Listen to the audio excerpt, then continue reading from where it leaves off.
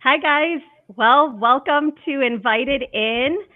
I am so excited to be doing our very first live podcast. And I just have to start off by saying that there is a good chance there will be stuff that goes wrong. I know that there will be. I can promise you that. There's already been a lot that's gone wrong. So we are so excited to be with you guys. I have my friend Ryan Wolfe with me. I'm actually getting really bad feedback. Let me see if I can make that better. Sorry. Okay. There we go. That's a little better. So I have my friend Ryan Wolfe with me today, and Ryan is the president of Ability Ministry. He has worked in how many years have you been in disability ministry, Ryan? Oh, wow. Formally, probably 20, gosh, I'm not good at math, 22, 22 22 or years. 23 years. Yeah. Wow, that's hmm so amazing. And you were 15 years at First Christian in Canton, disability pastor there. And then Yep. it sounds like you kind of ventured out, started doing things with Key Ministry, Johnny and Friends, and then now you have Ability Ministry, which just has a heart to come alongside churches, organizations, help meet the spiritual needs of people with disabilities. I know you guys do job placement, residential care as well. Anything I'm Yeah. missing? Yeah. We do a little bit of everything. Probably people most know us for our curriculum that we produce and the free consultation that we provide for churches. Yeah, we do a little bit of everything. That's that's a big one. Free Mm, consultation for churches, so yes. churches can become places of belonging, help start disability ministries. This is a huge, amazing resource, you guys. And then for those of you who don't know me, because I think we're going to have people on tonight that don't know me and have been invited by somebody else to be on. Um, so my name's Christine Boyle, and this is my podcast, Invited In, and it's about where disability and faith meet. And I'll be honest with you, when I started this podcast, I had never even listened to one single podcast in my life. But I knew God was calling me to take years and years of disability experience that I've had as a mom of two kids with disabilities, and just get to share those experiences, share the things I've walked through.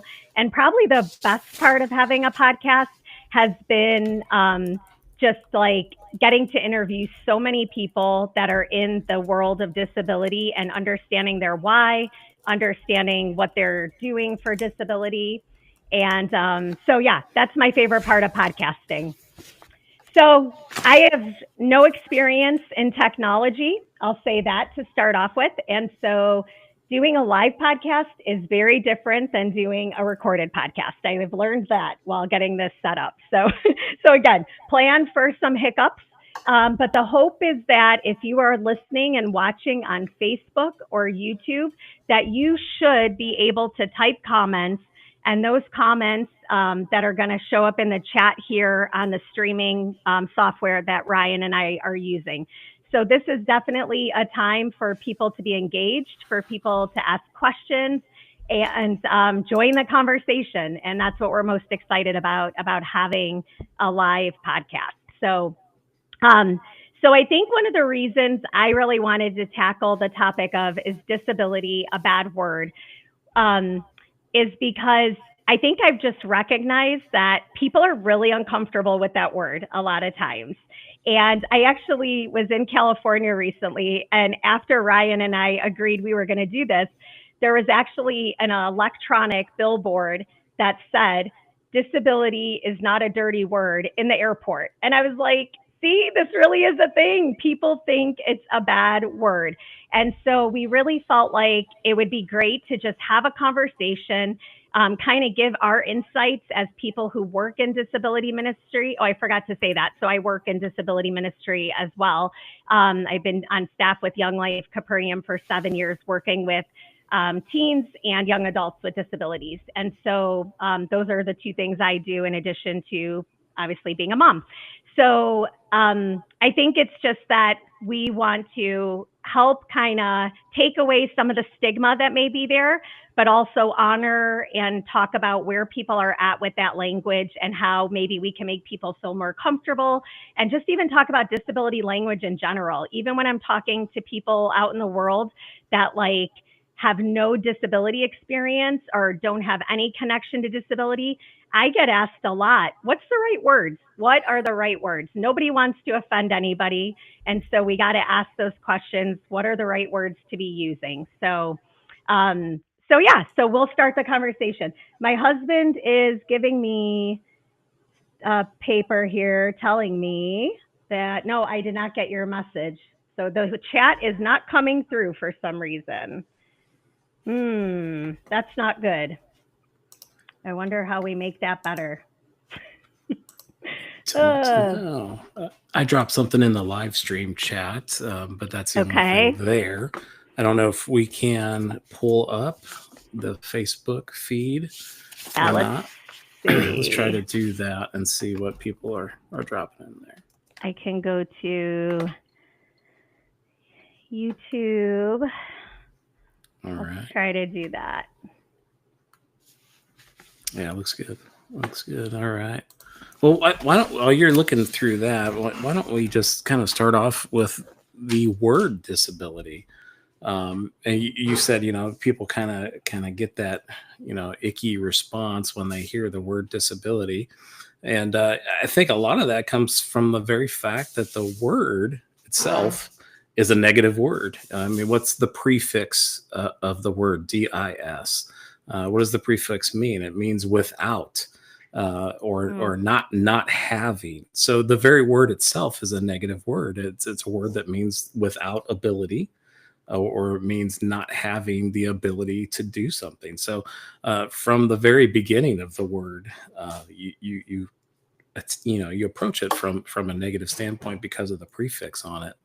And you just look at the treatment of people with disabilities over time, all the way back to the beginning of time, and just how negatively people are treated. There's this kind of there's this belief that maybe people are lesser than because they have a disability. So there's just so much negativity surrounding the word, and people are just afraid, I think, often to approach people with disabilities. And some of that comes from just maybe a bad, worldview of disability.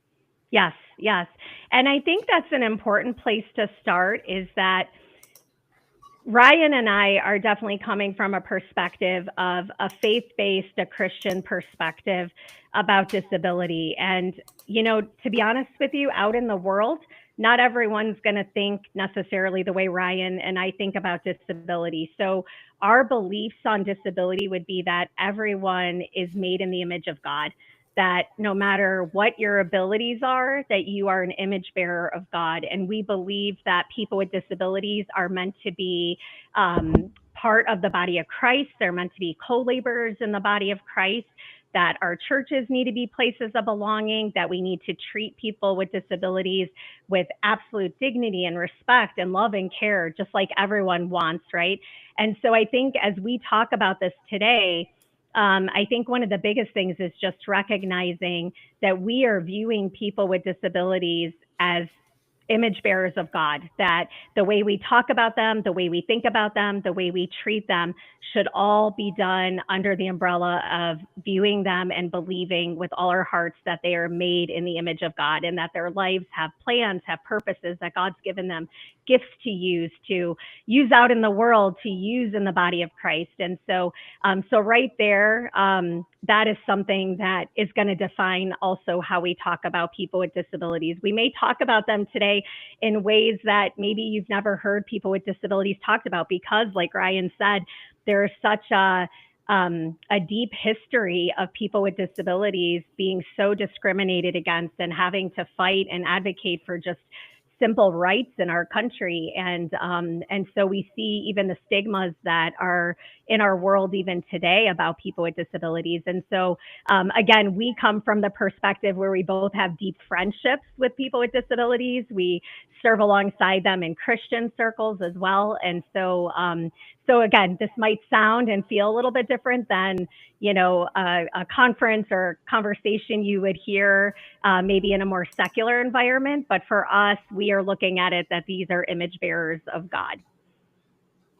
Yeah, Yeah. absolutely. Absolutely. And I think even if we go back to the time of Jesus, you look at Jesus's closest friends, his disciples, even Mm, they didn't have a proper worldview on disability. mm, You look to like John chapter 9, and the disciples and Jesus are hanging out, and there's a man who was born blind, and the mm, disciples asked Jesus, who sinned, this man or his parents, that he was born blind? mhm, So the worldview of disability, even amongst Jesus's closest friends, was the fact that uh, disability was a punishment for sin. Again, a negative mm. worldview, and Yes. thankfully, Jesus, changes that entire worldview in just one verse in John 9, verse 3, when he says, neither this man nor his parents sinned. He was Mm, born this way on purpose, for a purpose, a divine purpose that yes. only he can, fulfill through the power of God and his, being witnessed in his life. So, Yes. so yeah, even people in churches may come to the table with an improper view of disability, with a Mm, negative view of just the word.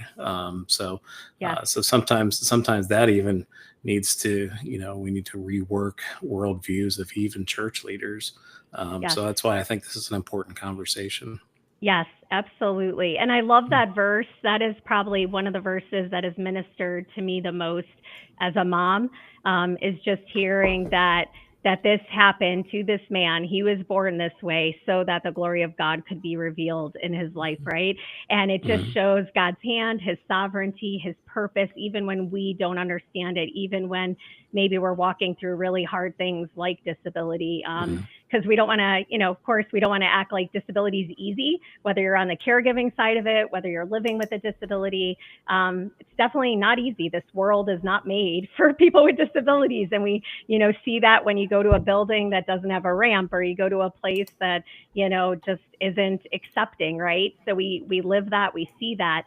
But it's so beautiful, to your point, Ryan, that Jesus set the stage, over Mhm. 2,000 years ago, that people with disabilities matter. And I'll be the first to admit that I read a book a couple years ago that really kind of, in a roundabout way, kind of tackled the topic of like ableism, and just kind Mhm. of believing you're better because you have a able body, right? And thinking less of people who don't. And for me, there were even things, again, being in disability personally with my kids for over 24 years. Courtney would be 24 right now. um, there were things in my own heart, in my own mind, that God showed me, like, that I've tolerated or I've allowed to kind of permeate me and my thinking at times. And so I would say, even if you're sitting here and going, I have the best perspective on disability, there's still work for God to do. There's still work for all of us Mhm. to grow and learn more, I think. So that's my perspective on that. So I guess the biggest word that is probably used these days is special needs. So what do you think about special needs versus the word disability? I think special needs is the alternative to disability, in my experience. Yeah, and I think this is another one of those examples of how language and people's views of verbiage changes over time.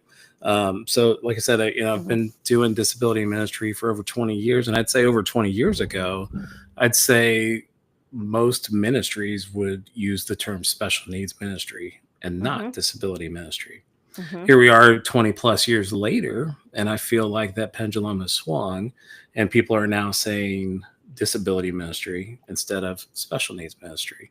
And I know there are people that would argue one over the other, and I know that some people are passionate about it. I think if you step outside of the church world and you use the term special needs versus disability, I think you get a different response. Mm. I think people outside of the church um, probably have a more negative view on special needs, just my opinion, versus Mm-hmm. disability, because I think sometimes they, people would say, what's so special about my needs, right? Yes, I have yes, I have human needs. I have yes, needs that everyone else has. yes, And the term special, I think sometimes is viewed negatively, more so outside the church than inside the church. yes. So again, I think it's one of those things. Um, Language changes over time. When I'm working with churches and they ask me, should we call this special needs ministry? Should we call this disability ministry? Mm, And my response is, um, call it disability ministry. I love that. And again, that's more probably Hmm. my opinion. Hmm. I think what we'll see as this conversation kind of goes on is, there's not necessarily right and wrong. Hmm. There's a lot of opinions, a lot of strong opinions. Yes, Obviously, there are some right and wrong when it comes to offensive yes, language, but outside of like the obvious offensive language, when it comes to things like this, yes, um, I think there's some leeway between the two. But yes. when I'm working with churches and they ask me what to call it, I just say call it disability ministry, because outside of the church, my opinion is, Mm, there's more of a negative view about the term special needs.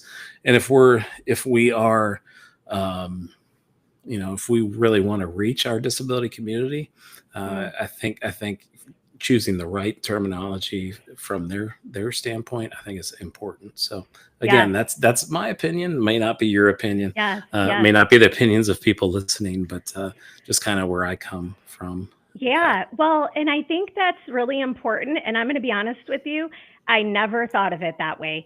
I lean more towards disability as well, but I never thought of it in the sense of what is the world kind of leaning towards, the secular world.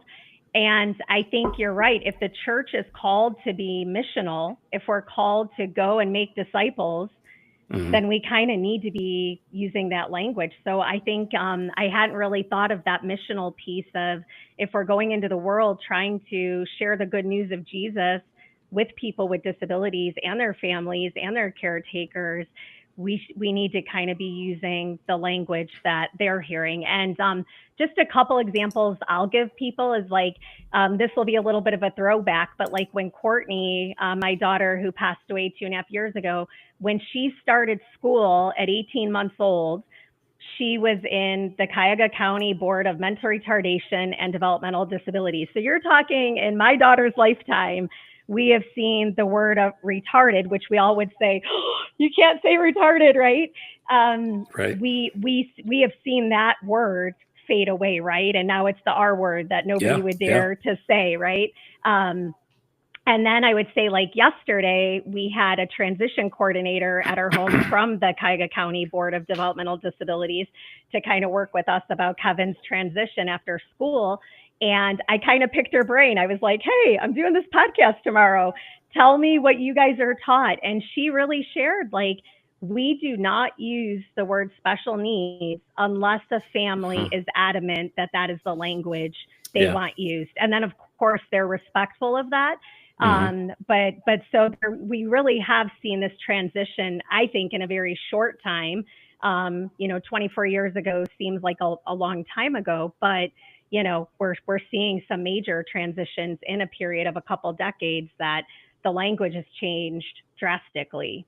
Yeah, absolutely. I mean, you think back to the 80s, the word retarded was a medical term. It was used, Mm-hmm. in the medical field. Obviously, we don't use it Mm-hmm. anymore. Like the board of MRDD, now the board of DD. Yes. I used to sit on the board of the ARC. And people listening, there's not an ARC everywhere, but the ARC used to stand for the Association of Retarded Citizens. And Yes. it's an organization that does so much good for so many communities. I Mm-hmm. sat on the board of the ARC here in Stark County for a while, but now they just refer to themselves as the ARC. Yes. They don't work out all the words for obvious reasons, but yeah, there's a word that has become very offensive and negative, over the span of 20 to 40 years. And Yes. you have to wonder too, as time evolves, will special needs Yes. become offensive? I don't Yes. know. Yeah. For some, it probably already is. For others, Mhm. they hold it dear to their hearts and think it's wonderful. Yes. And I don't think we're necessarily here tell people one way or another, because I feel Right. like there is leeway in that Absolutely. specific language. Yes, Mhm. yes. Well, and one of the things that got my attention a lot that really kind of drew me to this topic was sitting around a table in my home having Bible study with my young life friends who have disabilities. Um, Many of them talk about having disabilities, and they Mhm. talk about it confidently. They talk about it with pride that this is who they are. Um, they feel like that is their community. And so, the one night after Bible study, like I was talking to my friend Tonio, and he's one of those that will say disabilities, and he just talks about it like it's just what you say, no hesitation. And Right. um Yeah. and so I just picked his brain a little about it. And I think even some of that is just the language that they are hearing out in the world at their day programs, in their school settings, right? In their Mhm. workplace. And there's, so that's what we're seeing in this like younger generation of people with disabilities, that they have a comfort that some of us who are older don't have a comfort with. And, Mhm. I remember even 7.5 years ago when I went on staff with Young Life, Capernaum, I would make flyers about what we had coming up in Young Life. And it was painful, you guys. It was painful for me to type the word disabilities. It was painful because I was a special needs mom and my kids had special needs. But then as I received some more education and some more training, and I think my eyes just even needed to be open to, because you've referenced this a couple of times, Ryan, that there's some people who find that term offensive. And I think that's Mhm. a good next part of our conversation is what is offensive about it. And I think that's where we have to kind of talk about that so we understand, um, is it a preference? And it can be. And I agree with you. I don't think you're going to tick off someone if you necessarily call them, special needs or say they have special needs. But I think it's a good conversation to go, why do some people find this offensive? What's the Mhm. what's the reason that they get offended by that word? Special needs. Yes. From what I have heard, from what I've read, it's that piece of being infantilized. You know, Mm, oh, you're so special. Like, hmm. and you're 26 years old. You're looking for a job, looking for a relationship, like everybody else, Yes. and you're made to feel like you're just a little kid. And so Yes. that's one angle that I've heard where people feel like it's offensive. Hmm. But yeah, and then just the other thing that I've heard is, when people call you special, they're like, what's so special? You know, what's so special about my disability, Yes. versus that. So yeah, I think those are two different angles, at least, that I've heard with the term Yeah. special needs. Yes, Hmm. yes. No, I agree. That's a lot of what I've heard as well. Um, and it's funny how as we've like prepared for this, I feel like I've just talked with a lot of people about this just to really pick their brains and get an understanding of like, where do people land with this? Where do everyday people land with this? And so I was like talking to Kevin's nurse who works in our home, and she has someone in her family who has like a physical disability, um, a chronic health condition, and he's in his 70s. And she said, well, I would never call him like special needs. I would never say he has special needs. I would say he has a disability. And I was like, that's a good point because it would sound Hmm. like you're babying him. So I think there Exactly. is Yep. a piece of that where, I think people, that's what I've heard a lot too, that they feel Hmm. like it's a little condescending. The one thing is, I was like doing some research, I kept coming across, and I might destroy this word, but euphemism. Am I saying Yeah. that right? That Mhm. that special needs is really, and I'll actually read the definition of this because I had to look it up. So a euphemism is a mild or indirect word or expression substituted for one that's considered to be too harsh or blunt when referring to something that's unpleasant or embarrassing. And Mhm. so when I was doing research, what I kept coming across is special needs or differently abled or handy capable, like some of these things we hear, although Hmm. we think we're doing something good, that a lot of times people can view that as a euphemism Yeah. of, we don't want to sound too harsh saying disability. So then I think it made me kind of think like, so then the root of it a lot of times is the negativity that we think Hmm. about disability. It's not even really our language. It's more of like, what do we think about people with disabilities or having a disability? Right. Yeah. Yeah. So you never want to come across as, oh my gosh, I pity that person with a Mm, disability. So I'm going to make it better. So I'm going to call them handy capable. And, mm-hmm. Yes, like nobody uses that terminology. And yes, and even if done from a pure perspective, yes. it always comes across as really awkward and can be very offensive. So Yeah, yeah, mm, yeah. No, and that's good too. Like even to acknowledge like what is the language that besides special needs that you would think that comes to your mind as maybe those words not to say. We've talked about the word retarded, that's very much out. Anything else come to mind that's like, don't don't say that word. yeah, we want yeah, we want to help you guys. right. So when you're looking at like different euphemisms, it's a hard Yes. word to say. Yes, I know. Like I know. like differently abled, challenged. Even some people get offended by handicapped. So yeah, there's a kind of a bunch of them. Yes. But I think the best thing that you can do in any of these situations, and again, this is awkward for people because they don't know what to do.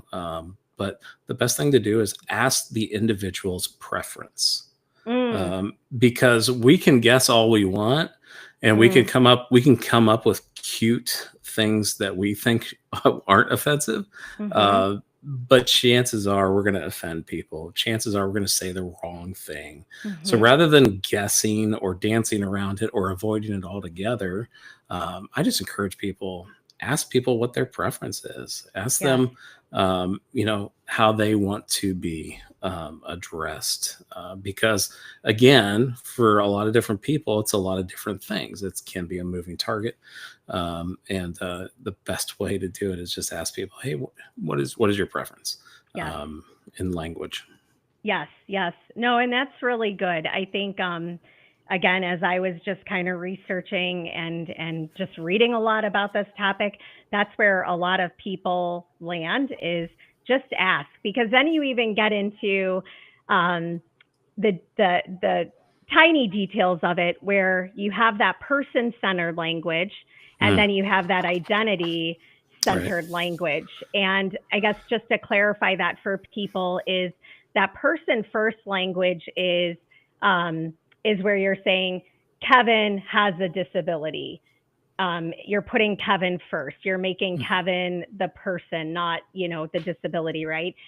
That's not their identity. But then there's this kind of trend, I don't know if that's the right word, movement in the like autistic community where mhm, they want that identity language first of, right. I'm an autistic person, right? And so Mm, that's where I think really asking how what language they want you to use is really helpful, because yeah, we yeah, we can't, that's not about offending or not offending. That comes down to, I think, preference at that point, right. right?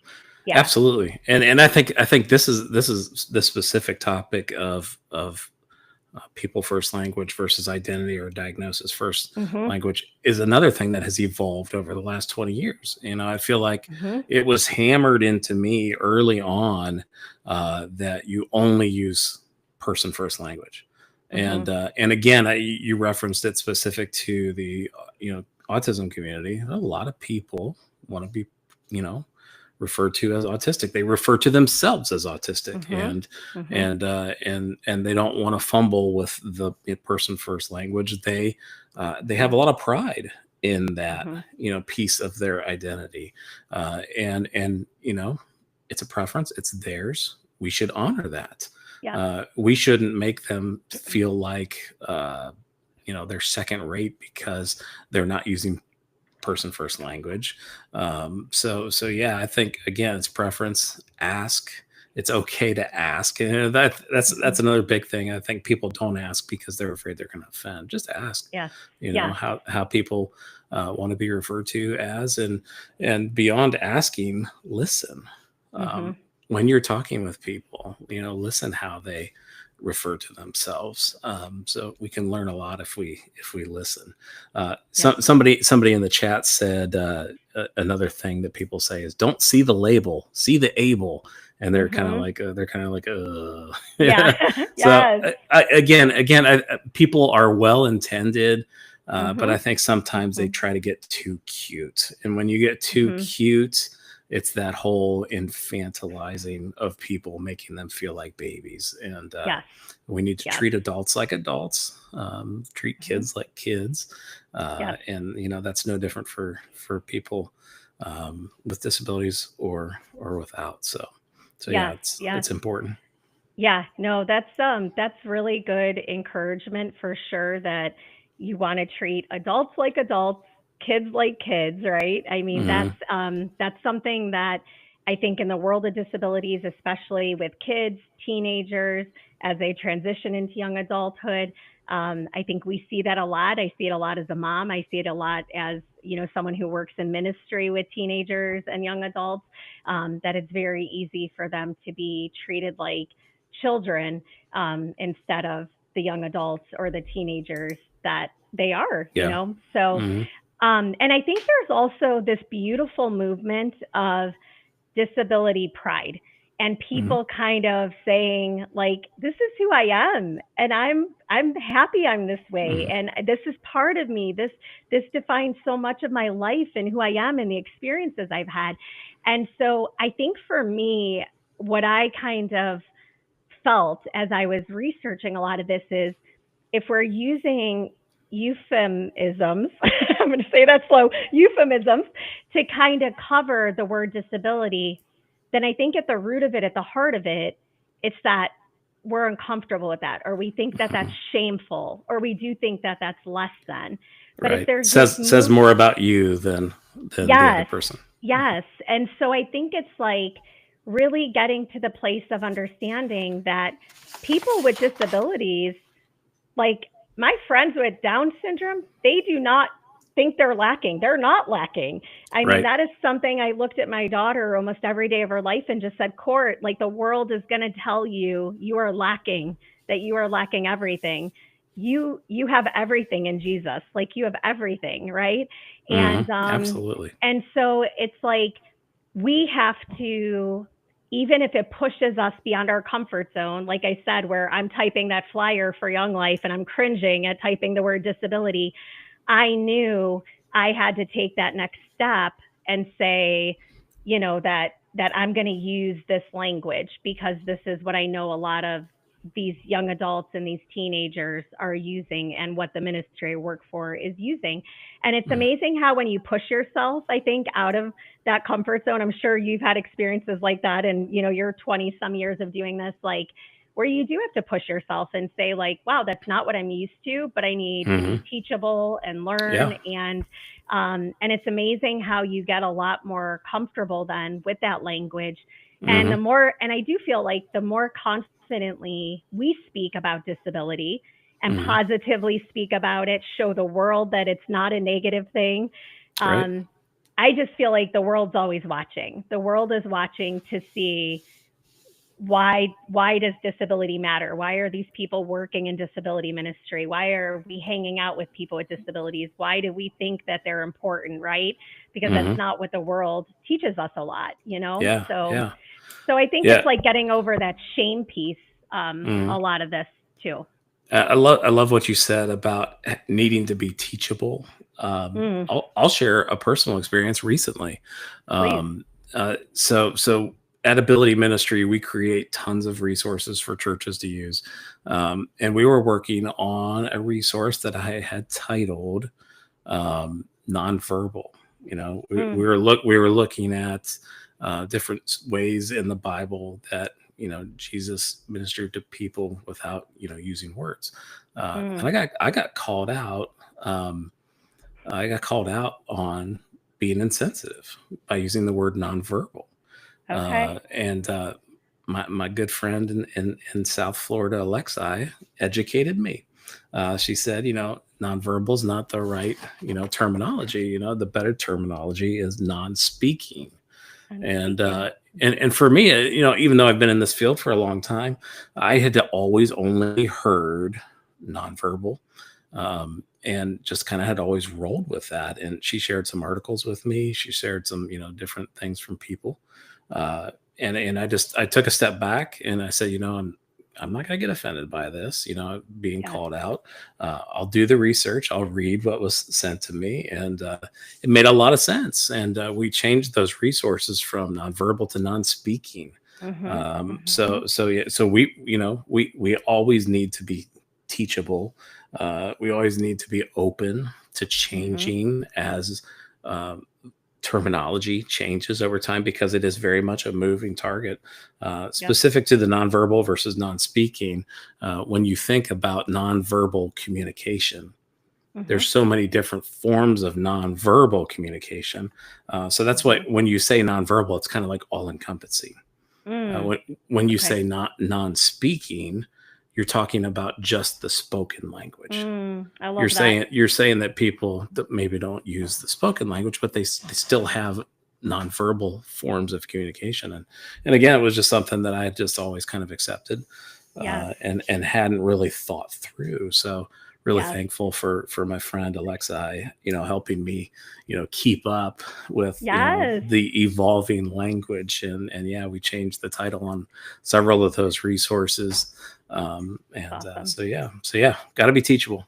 Yes, I love Hmm. that. I love that, like, up to date example to someone who the Christian disability community would say Ryan Wolfe is the expert. They would. They I, would. They would. maybe. And and and that's awesome though, because it shows, and I'm sitting here Hmm. listening to you go, I have a kid who does not talk.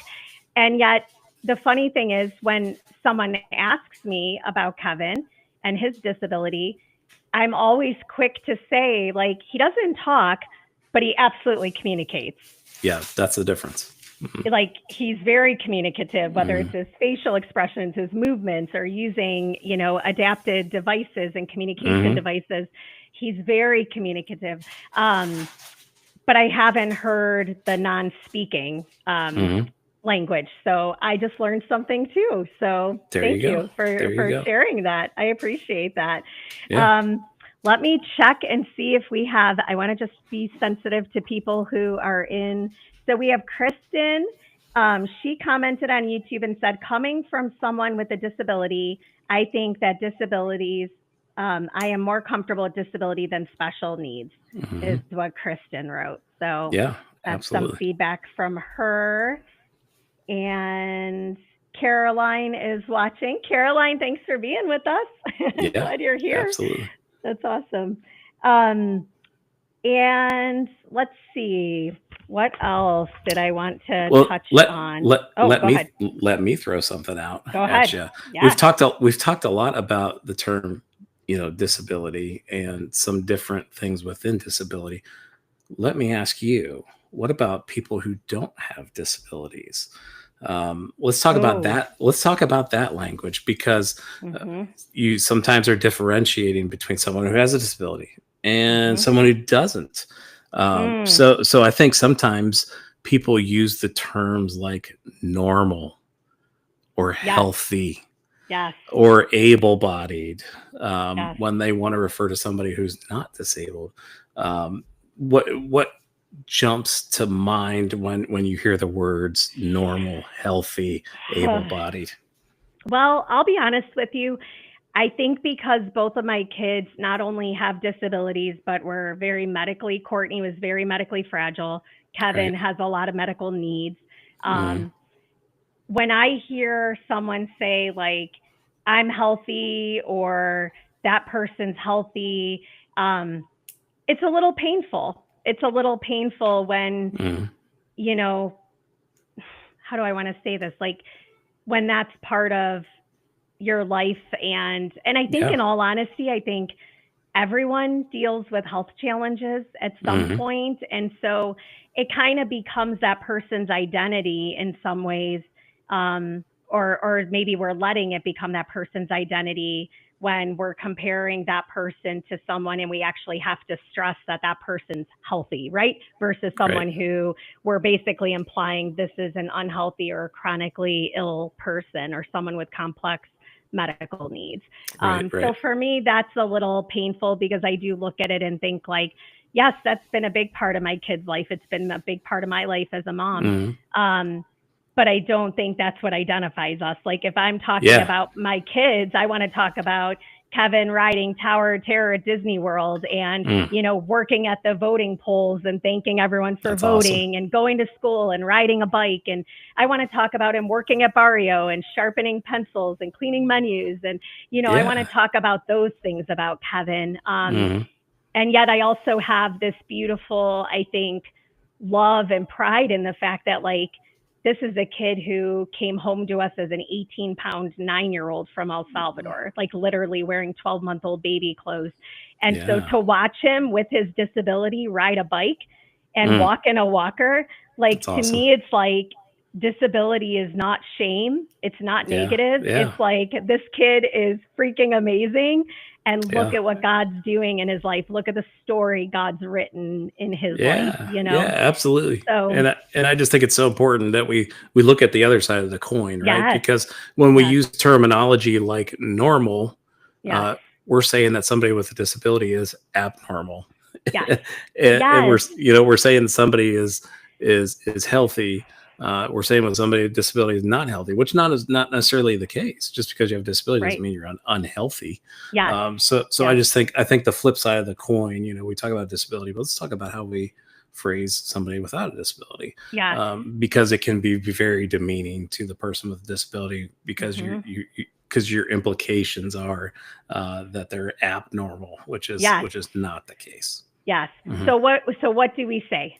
What is the language we use? Because I think what I see a lot of people do is go, you know, normal people, and they do the quotes because they don't want to be offensive, right? But they don't really know what to say. So what would you say is the right language to use when you're comparing someone with a disability to someone without a disability? Well, if you're saying someone has a disability, someone without a disability would be non-disabled. Non-disabled. Okay. Okay. Don't say normal. Don't say normal. None of us are normal. None of us are normal. If you don't know that, people. No, if anybody knew me like beyond what you see through ability ministry, you'd be like, that dude, there's something wrong with that dude. So yes, all of us have our things. No, and that's good. And I think I'm going to take it even a step further with this. I think in the world of disability, there's even a hierarchy of disability. And I think part of this comes from the language that we've adopted, I should say, that kid's low functioning, that kid's high functioning. And I think one of the things that has helped me realize that there is that hierarchy, because if you think of it, even our friends with disabilities, like when they're in school, they're separated based on how able you are, how disabled you are, right? And so I think these kids with disabilities, they're kind of brought up hearing that language. Like, and that can be very demeaning too. Right? Like I'm low on the totem pole. Yes. And so I would say, like, one of the things that's been probably one of the most beautiful things I've experienced working for Young Life and doing discipleship Bible studies with our friends with disabilities, we do that twice a month in our home, is sitting around my dining room table.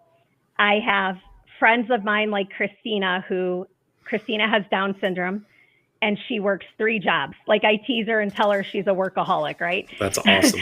And then I have someone like Kevin, who would be considered like lower functioning, right? Have more profound disabilities.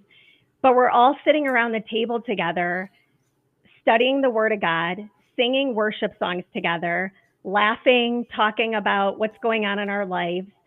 And it's like breaking down even that hierarchy of disability where our friends have been so conditioned, and parents, oh my gosh, parents have been so conditioned to believe like, well, my kid belongs in that group because they're higher functioning. And there's so much ableism even rooted in that. And so I love these models where we're kind of for all people, or if we're doing specifically disability ministry, where we're even saying, give us the most, involved kid with a disability or the most profound disabilities, bring them together and let our friends that, have lesser disabilities be around the kids that are in wheelchairs and the kids that, have feeding tubes and need help with all their activities of daily living. Like, it's a beautiful, beautiful thing to get to see that and get to be a part of that. Yeah, absolutely. Ministry is a two-way street. It's not just ministry to people with disabilities. It's ministry with and by people with disabilities, and so again, it's a language shift because so many people get into ministry because of a stance of pity, like they feel sorry, they want to do something, they want to be the savior, and it's ministry too. That's when we're objectifying people with disabilities, and that's not how it's meant to be. We're supposed to do ministry with and eventually it's ministry by individuals with disabilities, because God gives each of us spiritual gifts. When you look at the spiritual gifts in the Bible, it doesn't say only the normal people get them. Yes. only the able-bodied people get them. All that kind of thing. It's God gives the gifts of the Spirit are available to anyone who has that Holy Spirit living in them, and it may look different than we're used to, but that's okay. There's many different gifts and manifestations of the Spirit within people, and shame on us if we don't empower people to serve and not just be served. Yes. Well, and that's something too, I would say, like working in Young Life, one of the things I've really pushed a lot with our group is for us to be out in the community, having missional purposes and doing community-based activities and service projects. So like where our friends with disabilities are actually out serving others. And because I think as a mom of some of kids with disabilities, I think what I've learned and experienced is we're always being given. We're always, someone's always trying to serve us, or there's this next dance, or there's this next program, right? And so we're always being given. And it is kind of, again, not with bad intentions, of course, we know that, but it's that pity model where really it's like we have to recognize that our friends with disabilities, people with disabilities have gifts to give to the world, to the church. And so I've loved just getting to cheer my friends on in Young Life and just be like, hey, we're about to go Christmas caroling. One of our friends is reading the story of Jesus from the Bible. You guys are missionaries. Like, go tell people about Jesus, And I love that. I love getting to just tell them that, because I know that's not something they're hearing, that they have these gifts, to give to the world and to bring into the world. And so I do think that's really important. And I think it's, unique too. And again, I don't know if I'd have that drive in me like I do if I wasn't a mom of kids with disabilities, but I do think it's really important. And it's really bonded us together to be on a mission together as a group and serve out in our community together. So, so I've loved getting to do that with our friends and with our group. That's cool. Can I throw another term at you? Yes. And, oh my gosh. Just see how you respond, because this is one that I unfortunately I hear pretty often. Oh, okay. And hopefully I'll let you clear it up. Okay. but people will use the term wheelchair bound. Oh. Talk to me a little. Talk to me a little bit about that language and what that says to you as a mom and an advocate.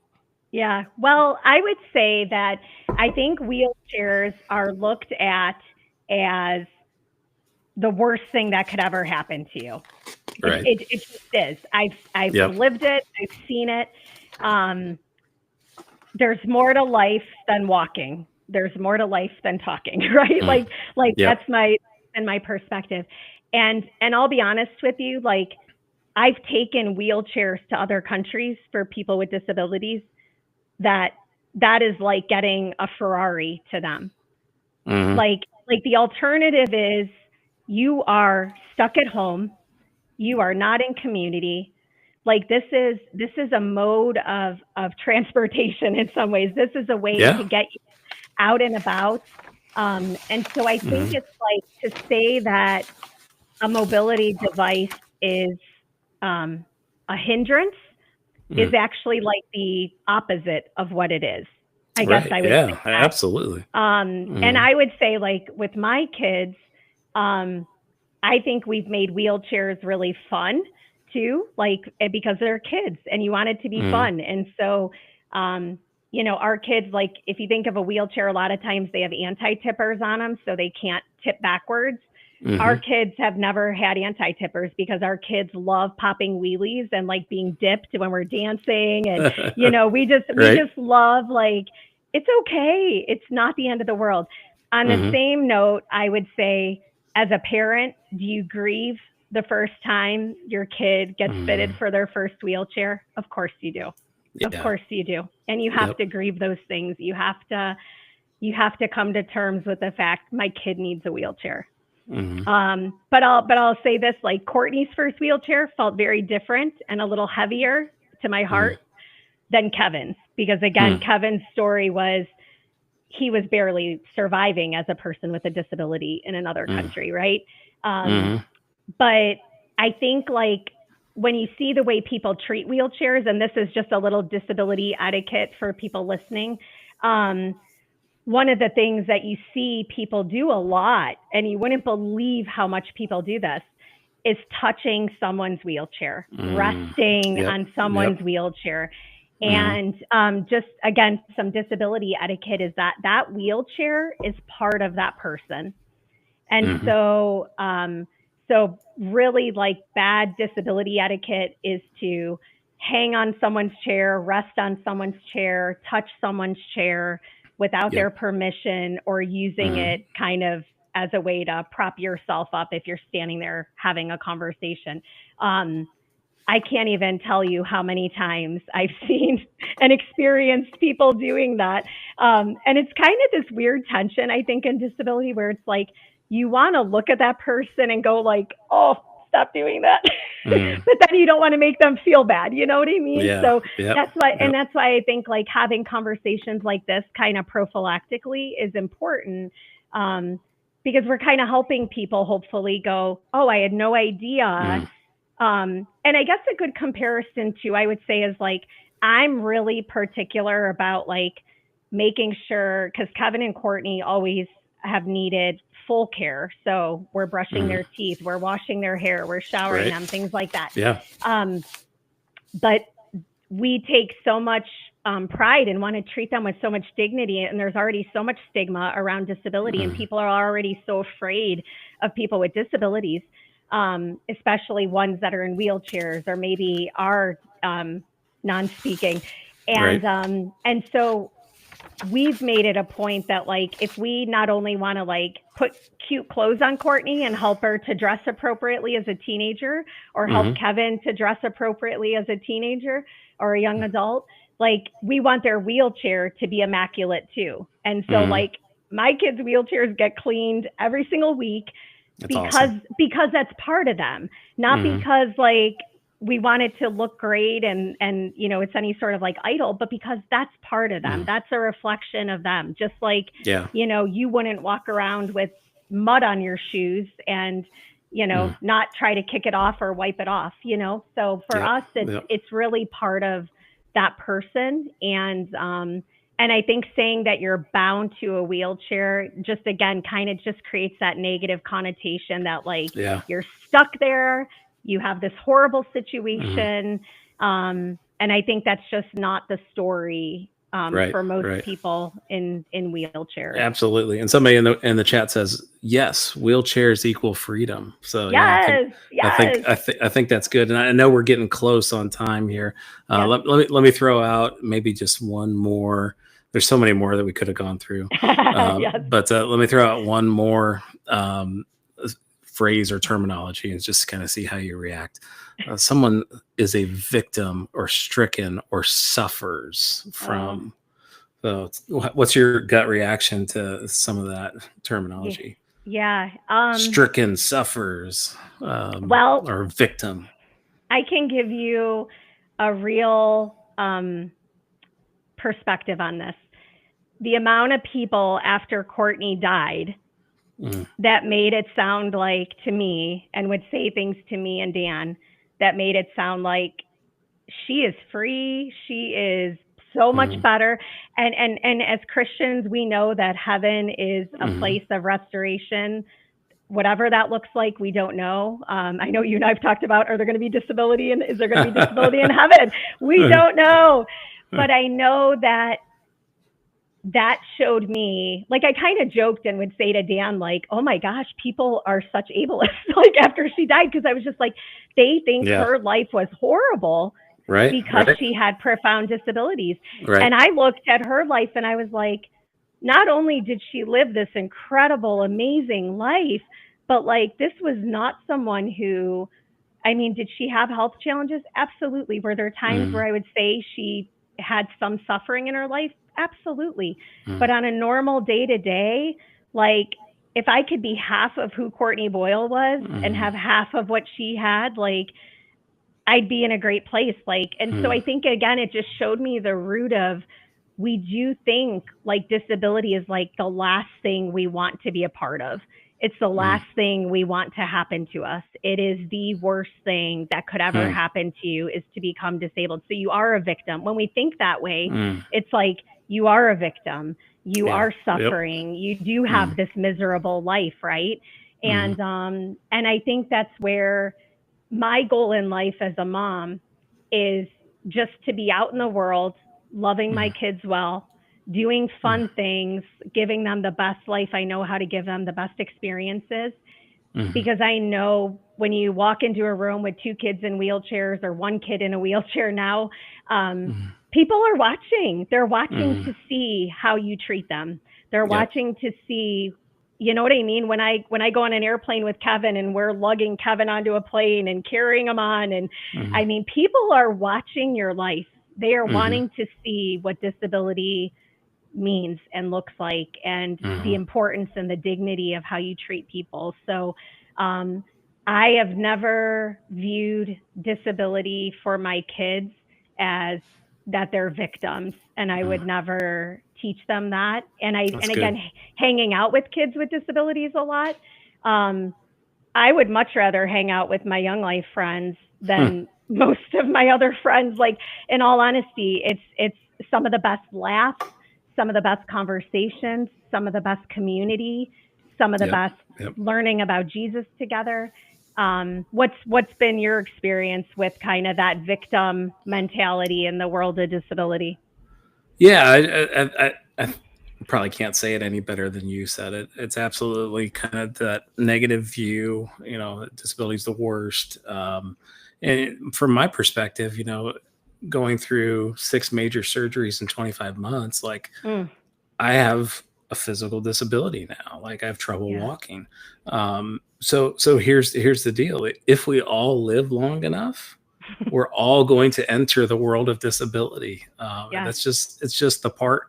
It's a part of the human experience, and that's why I think the Bible has so much to say about it. And I just Yes. think we need the right language. We need the right worldview. Yes. We need to not walk into it with fear, with Hmm. pity, with this just thought that it is the worst thing in the world, because it's not, and that's not how God views it. And Yes. I hope this conversation has been helpful for people to maybe challenge them, Yes. maybe think a little bit more about the words that they use. Yes. challenge people to use the preferences of people, and you only know the preferences if you ask the preferences. So I'm really hopeful that this conversation will be carried on by people and will help them to be more welcoming, accepting, empowering, and all those things. So I'm glad that you had me a part of it. Yes, of course. Yes. So I think too, one thing to add is that there are people like Ryan, there are people like myself who we want people to be equipped. We want people to have wins in the world of disability. We want people to come alongside and, do ministry, like Ryan said, with and alongside people with disabilities. And so, but even if you're not in, that type of situation, but you just want to know, how do I handle this situation? You can reach out to me. Ryan, what's the best way for people to connect with you? You can jump on abilityministry.com, or you can just email me directly, ryan@abilityministry.com. And in the chat, you're talking about how people inside, outside the church, you have Caroline that was interested to see if you'd be able to come and talk to the program staff at her college. So, so there's an opportunity to continue the conversation, which I think is awesome. Yes, that's awesome. Yeah, Caroline. Yeah, well, I'll text you, girlfriend. Yep. Yeah. Well, thanks everyone. And I'm so sorry that our chat seems like it's semi-worked, maybe not perfect, but I think for the first time, I think we did pretty good. and we recorded and we were live. So I think we had a success, and I know the content was just really good. And again, at the end of the day, I think that the biblical principles are really what drive why we both, I know, believe so deeply about the value, the dignity, the worth of our friends and people with disabilities. And so I would just challenge people, do more digging. This is a great topic, because Ryan, you said it perfect. We are all going to end up, or most of us are going to end up at a time in our lives where we have a disability. And we all probably know someone who has a disability or kids with disabilities. And so it's definitely a topic to research and do digging, ask good questions. And at the end of the day, don't assume, like Ryan said, just ask. No one's going to get crazy offended at you if you ask a question, or if you say special needs and they don't like special needs. Just know that I really do think it's a gracious community a lot of times. I really do. But I think asking is definitely the way to go. I think that's probably the best advice we can give people. So, and it's always good as people with disabilities living this life, share with people, give feedback, help to educate people, right? Because we're all learning. Yes. Absolutely. So, yes. Well, thanks, guys. Thanks so much for being with us today and joining this live podcast. Hope it was helpful. And you can follow Invited In Podcast on any podcast platforms. And I also have my YouTube channel, Invited In with Christine Boyle. So you could subscribe, you could follow. I do podcasts about every 2 weeks. And you can also go to my website, christineboyle.com. And we'll see you next time on Invited In, guys. Take care.